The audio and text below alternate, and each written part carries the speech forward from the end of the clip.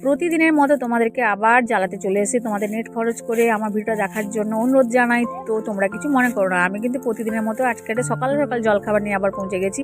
তো একেবারে একটা ইউনিক, তো সবাই বানাচ্ছে দেখছি, সবাইকে দেখতে পাচ্ছি, এখন ট্রেন্ড চলছে এটা। তো যাই হোক, আমি নরম একটা বাঁধাকপি নিয়ে তো এই পাতাগুলোকে এক এক করে খুলে নিয়ে তারপরে আমি ওটাকে গরম জলে একটু ভাপিয়ে নেবো লবণ দিয়ে। তো যাই হোক, হালকা করেই ভাপাবো, বেশি করে সেদ্ধ করার দরকার নেই, একটু হালকা হালকা ভাপিয়ে নিতে হবে। তো তারপর আমি ভাপিয়ে নেওয়ার পরে তুলে নেবো, তুলে নেওয়ার পরে একটু থালাতে রেখে দেবো। তো থালাতে একটু ঠান্ডা হতে রাখবো, পাতাগুলো যেন বেশি করে না সেদ্ধ হয়ে যায়, সেদিকটা খেয়াল রাখতেই হবে। তো যাই হোক, আমি পাতাগুলোকে জল থেকে তুলে নিয়ে এক এক করে রেখে দিচ্ছি। এবার একটা পুর বানাবো। তো পুর বানানোর জন্য আমি নিয়েছি একটা দুটো আলু ভালো করে সেদ্ধ করা, তারপর আমি পেঁয়াজ, কেউ চাইলে কাঁচা পেঁয়াজও দিতে পারো, আমি কিন্তু পেঁয়াজটাকে একটু তেলে ভেজে এনেছিলাম।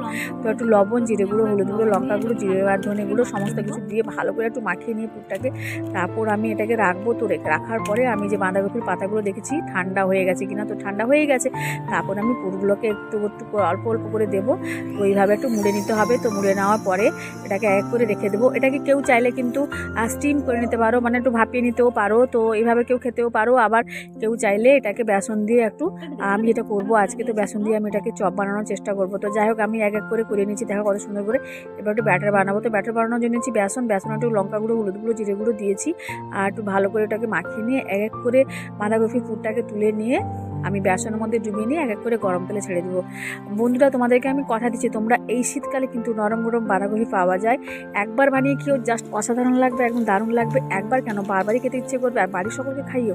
আর আমার বাড়ির সকলে সবাই বলছে প্রতিদিন যাই হোক নতুন নতুন রেসিপি করছো, আর আমরা তো খেতেই পাচ্ছি।